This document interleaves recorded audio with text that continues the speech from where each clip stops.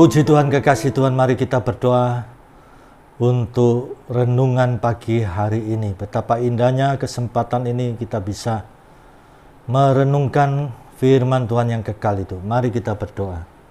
Terima kasih Bapak Surgawi, kami mau komitmen Tuhan setiap hari, setiap pagi. Kami mau merenungkan kebenaran firman Tuhan terlebih dahulu menjadi dasar yang sangat prinsipil dalam hidup kami. Sepanjang hari, firman Tuhanlah menjadi dasar di dalam kami menjalani hidup.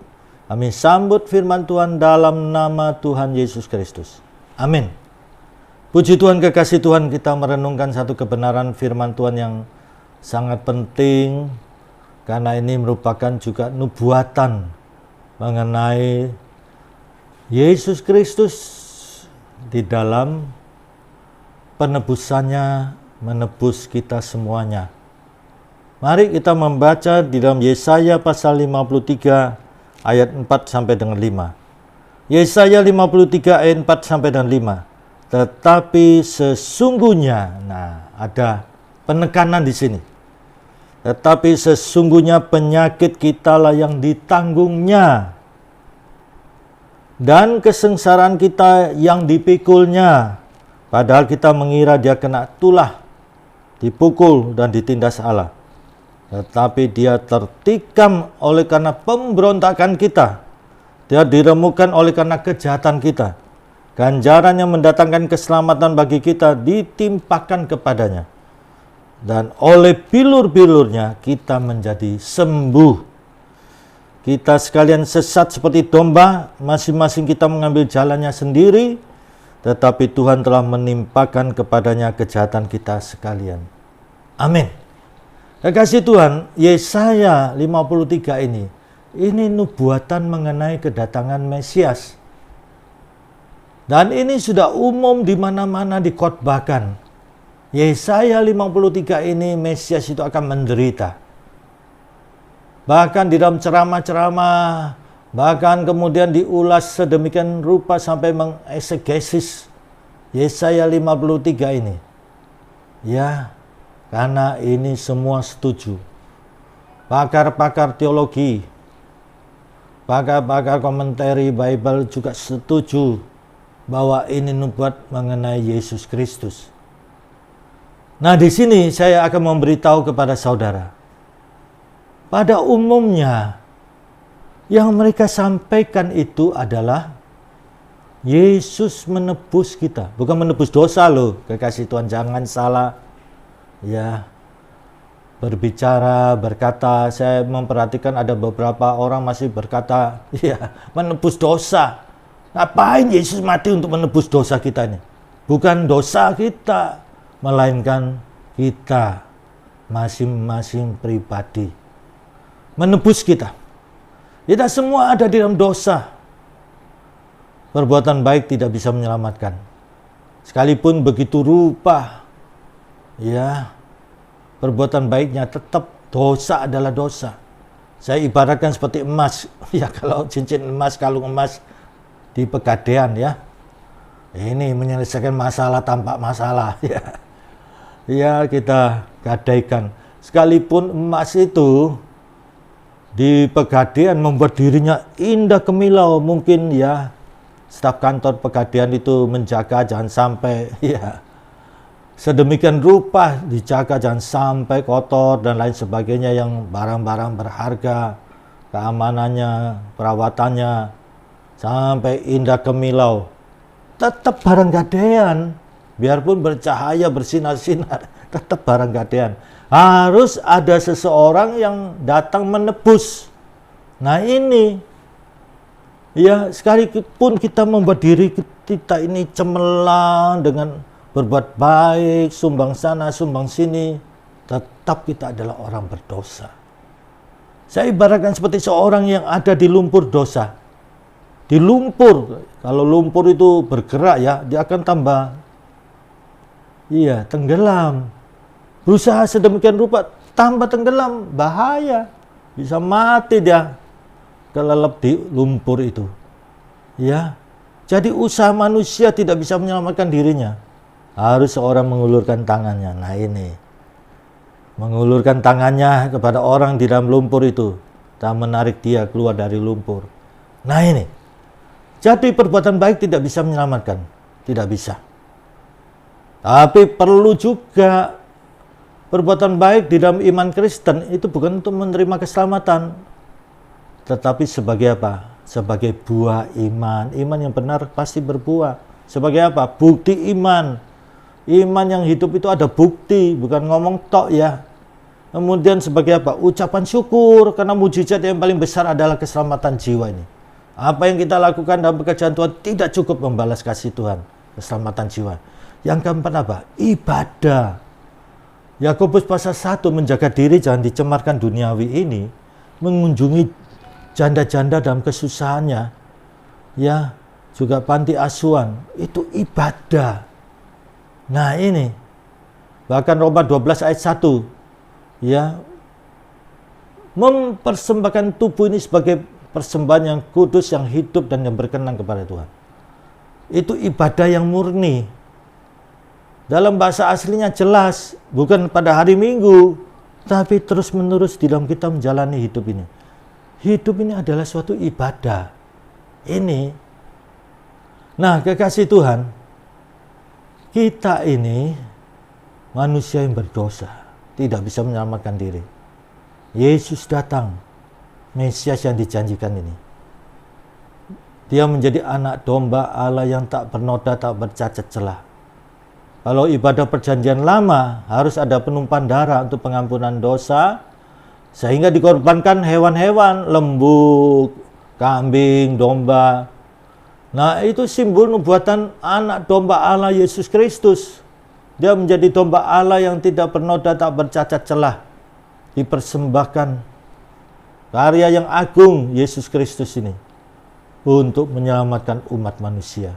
Siapa yang percaya menerima Yesus, dia mendapat anugerah Tuhan. Apa itu anugerah? Kita yang tidak layak dilayakkan. Nah ini, semata-mata kasih Tuhan tanpa pamrih, kasih yang berkorban. Nah ini sudah umum kita dengar sebagai umat Kristiani. Tetapi kalau kita mengeksegesi secara mendalam Yesaya 53 ini, Yesus bukan saja menebus kita dari dosa, tapi juga dikatakan apa? Nah ini sering kita tidak memperhatikan. Ya seringkali juga beberapa aktivis, beberapa pengkhotbah, tidak menekankan ini, hanya dosa, menanggung dosa, kelemahan, sakit penyakit itu pun juga ditanggung Tuhan. Di dalam ayat 4, tetapi sesungguhnya, sungguh tenan ini, penyakit kitalah ditanggungnya. Jelas penyakit. Mau ditafsirkan apa lagi penyakit ini? Apa penyakit batin tok? Iya. Sangat jelas, bisa batin, bisa fisik juga. Bahkan ditegaskan ayat 5, oleh bilur-bilurnya kita menjadi sembuh. Dan lihat 1 Petrus digenapi, 1 Petrus pasal, kita perhatikan 1 Petrus pasal 2, sangat jelas sekali.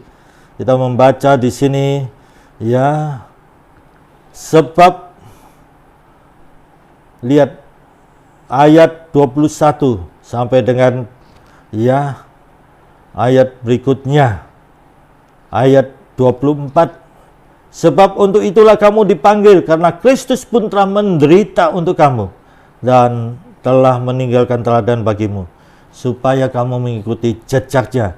Ia tidak berbuat dosa dan tipu tidak ada dalam mulutnya.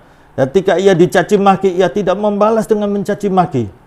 Ketika ia menderita, ia tidak mengancam, tetapi ia menyerahkan kepada Dia yang menghakimi dengan adil.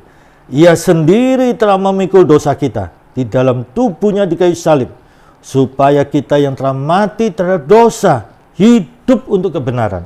Oleh bilur-bilurnya kamu telah sembuh.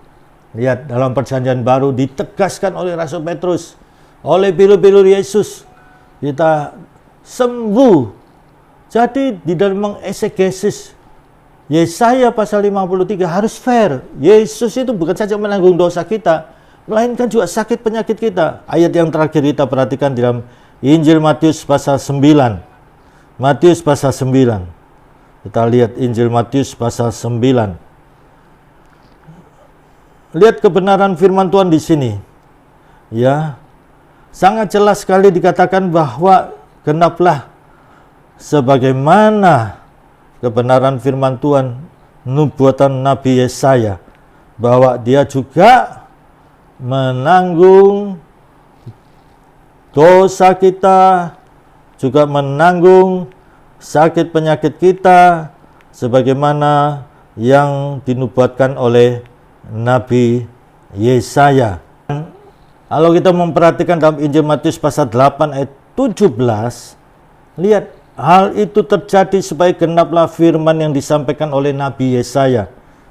Dialah yang memikul kelemahan kita dan menanggung penyakit kita. Beberapa ayat ini sangat jelas, ya. Nah, saudara mungkin saat ini sakit. Mari kita bersama-sama berdoa. Angkat tangan saudara dengan penuh keyakinan pada saat ini bahwa Yesus menanggung bukan saja dosa, melainkan juga kelemahan-kelemahan kita, juga sakit penyakit kita.